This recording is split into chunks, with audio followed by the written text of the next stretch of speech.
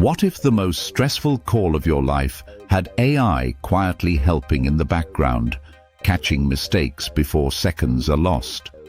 That is exactly what is happening right now in Snohomish County, Washington, just north of Seattle.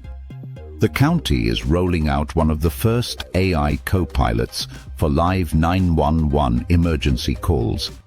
It is built by a Seattle-based startup called Aurelian, and it works in real time alongside human dispatchers. Here is the key insight up front. This is not AI replacing people.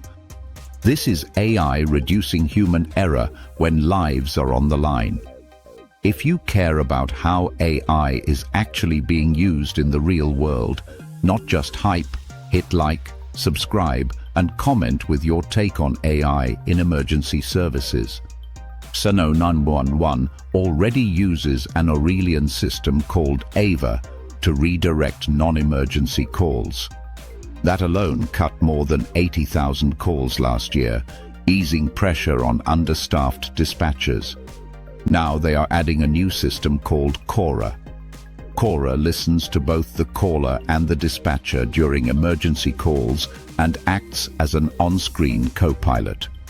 It suggests follow-up questions, flags missed details, and helps dispatchers give clearer instructions to distressed callers.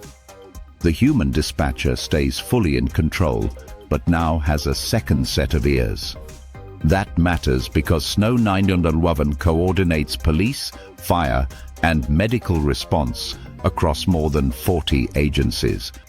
Faster, cleaner calls mean faster help. They are closely monitoring how well the AI handles accents and mistakes, because trust and accuracy matter just as much as speed.